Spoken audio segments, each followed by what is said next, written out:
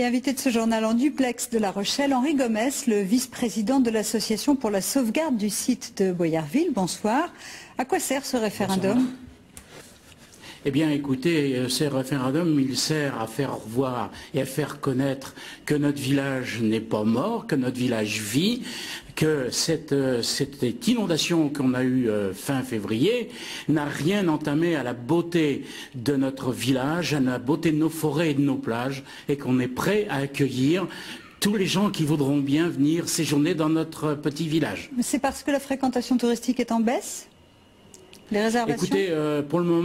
Écoutez, là pour le moment, le temps n'étant pas merveilleux, on ne peut pas savoir si c'est le temps ou si c'est la fréquentation ou si c'est le manque d'argent. C'est vrai qu'il y a eu une légère baisse, mais bon, vous savez, avec maintenant les beaux jours vont arriver et vous allez voir comme ce village a redressé ses bras de chemise et s'est mis au boulot et que tous les commerçants sont prêts à accueillir tous les touristes et tous les gens qui voudront bien venir goûter le plaisir de notre région. Alors, vous avez une zone noire sur l'île de Léron avec 157 maisons qui sont concernées très exactement. Est-ce que vous avez suffisamment d'informations? Eh bien, écoutez, vous me parlez de zone noire, mais moi je ne sais pas ce que c'est. Parce que j'ai pas de papier, je n'ai reçu aucun papier, j'ai une maison à Boyarville, plein de gens, personne n'a reçu aucun papier. On ne sait pas si on est en zone noire ou pas. De toute façon, nous, on n'est pas en zone noire, on est à Boyarville, on reste à Boyarville. On a été simplement inondé par de l'eau qui a débordé du chenal. Il suffit simplement de remonter les berges et de modifier l'entrée du chenal. On touche l'argent de nos assurances, on reconstruit nos maisons et on fout la paix à tout le monde. Mais vous pensez que les maisons seront détruites? Eh bien, écoutez, je ne sais pas si elles seront détruites, ça j'en sais strictement rien, mais je peux vous assurer que nous, on ne les lâchera pas, nos maisons.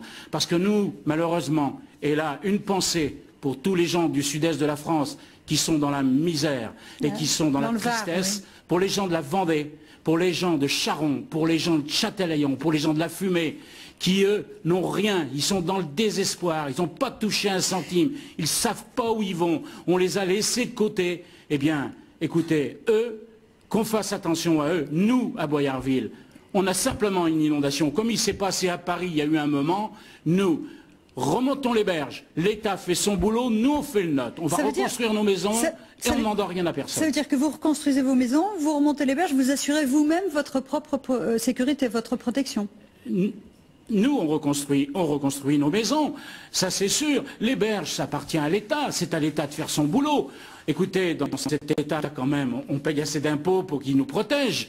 Bon, ben écoutez, il n'y a pas grand-chose à faire à Boyarville. Un petit muret de 80 cm et on va être à l'abri. Un chenal qui est trop large, qui fait 250 mètres de large au lieu de 30 mètres. Des petits travaux. Ça va coûter 20 maisons, le prix de 20 maisons. N'oubliez pas, madame, que 150 maisons à un prix de 500 à 600 000 euros, regardez où ça va. Vous croyez que ça ne vaut pas la peine de regarder et d'écorcher un petit peu pour sauver notre village, ce si joli petit village. Merci beaucoup Henri Gomès d'avoir participé à notre journal ce soir.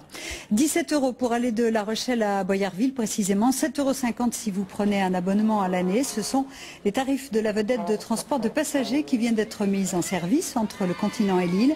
Elle était très attendue depuis bien longtemps. Elle existe donc désormais. Le bateau s'appelle le Saint-Vincent de Paul et pourra transporter 150 passagers. Au chapitre des faits divers